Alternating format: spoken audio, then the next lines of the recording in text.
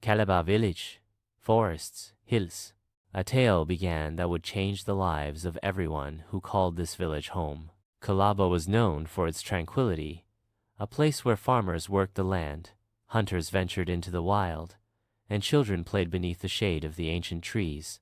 Yet, beneath the serenity of this village, there lingered a dark and ancient legend that spoke of a serpent spirit that once roamed the land, terrorizing the people with its venomous bite and powerful curse. Among the villagers lived a young man named Kwame. A strong, adventurous farmer, Kwame was known throughout the village for his bravery and skill. But despite his many talents, Kwame felt restless. His days seemed to blend into one another, and he longed for something greater, something beyond the borders of his small, predictable life. His dreams were filled with adventure, and above all, he longed to find a love that would stir his soul and ignite his heart. One fateful day, at the annual village festival, Kwame's life was about to change forever.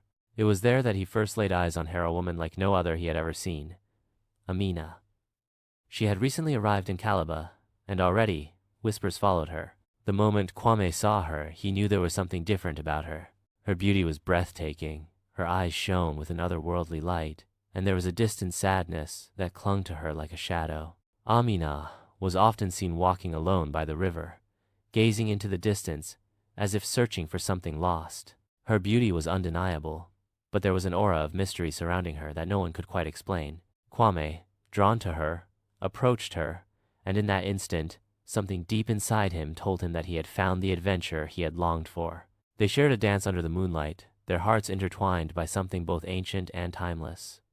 For Kwame, it felt as if he had known Amina for a lifetime. And for Amina, though hesitant, she couldn't resist the pull of Kwame's charm. Days turned into weeks, and their bond grew stronger.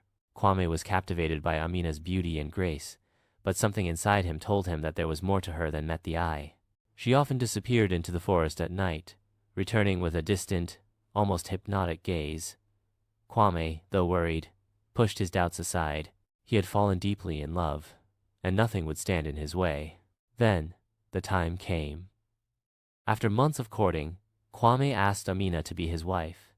Amina, though reluctant, agreed. The entire village rejoiced. The drums beat in celebration, and preparations for the grand wedding began. But there was one voice, one whisper, that could not be silenced. An old village elder, Mama Oti, sought Kwame out on the eve of his wedding. With trembling hands, she told him of the ancient serpent Spiritoff, how it had once taken the form of a woman, a powerful witch who had been betrayed by the man she loved. In her rage, she had transformed into a serpent, cursed to live both in human and snake form. Mama Oti spoke of the curse that had haunted Amina's family for generations. She warned Kwame that Amina's bloodline carried the curse of the serpent spirit. But Kwame, driven by love and blinded by his desire for happiness, dismissed the elder's warning. He refused to believe that the woman he loved could be anything but perfect. The day of the wedding arrived. The village was alive with excitement, the air thick with the sound of music and laughter.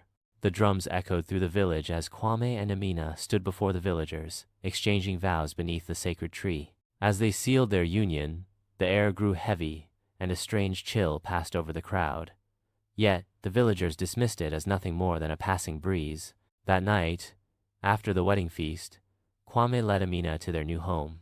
The moon was full, casting a soft glow over the land, and the stars seemed to twinkle with anticipation.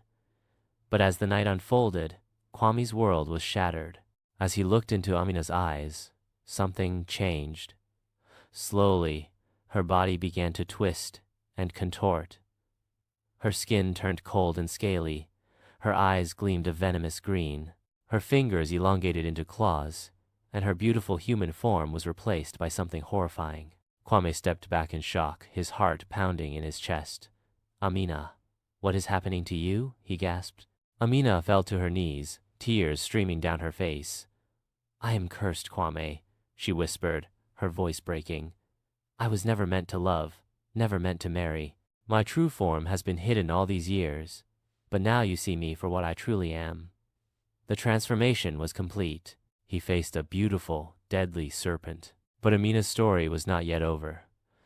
Through her tears, she explained the curse that had bound her family for generations. Her great-grandmother had wronged a powerful spirit, and in her anger the spirit had cursed all the women in Amina's bloodline, turning them into serpents on their wedding night.